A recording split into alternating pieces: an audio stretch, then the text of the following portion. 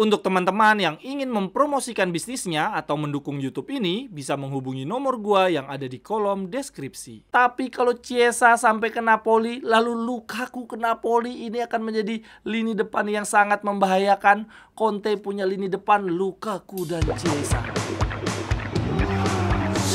Cerewetan ceking kita, nyerewetin apa aja.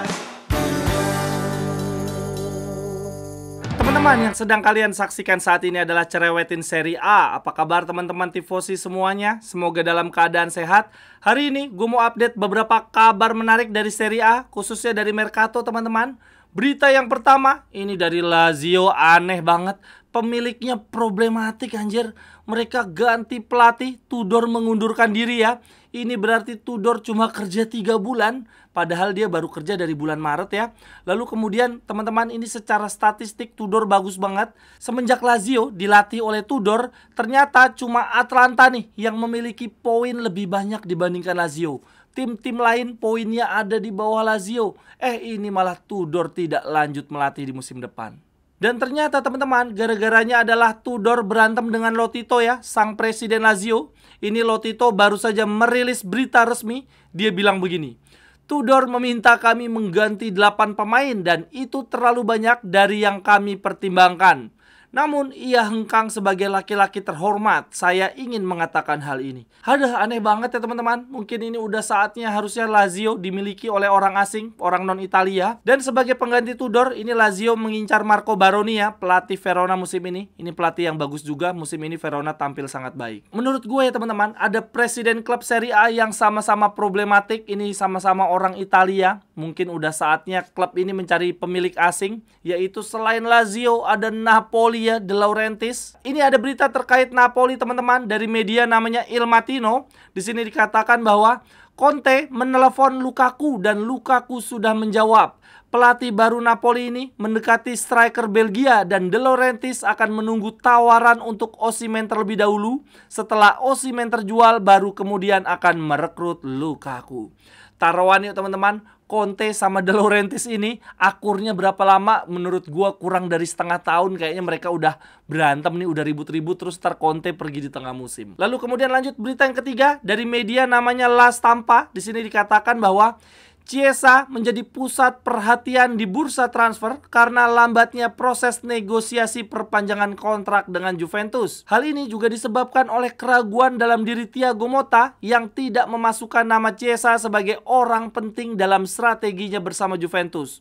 Giuntoli, direktur sportnya Juve, membandrol Chiesa sebesar 40 juta euro. Dan sang agen dari Chiesa saat ini sudah menjalin komunikasi dengan AS Roma.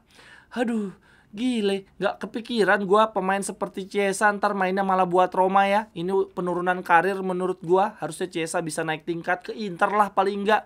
Tapi 40 juta anjir mahal banget. Roma apa mau nebus Chiesa 40 juta? Ini ada berita juga terkait Chiesa dari Corriere dello Sport. Di sini dikatakan Chiesa menjadi duel antara Roma dan Napoli. Sang agen telah tiba di Italia dan siap bertemu dengan klub-klub peminat.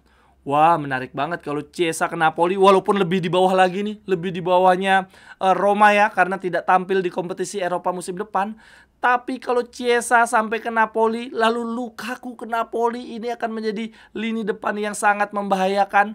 Conte punya lini depan Lukaku dan Chiesa. Kemudian berita berikutnya teman-teman, selain Chiesa, ternyata Thiago Motta juga tidak menganggap Szczęsny sebagai pilar Juventus di musim depan. Thiago Motta lebih memilih Gregorio ya sebagai kiper utama Juventus.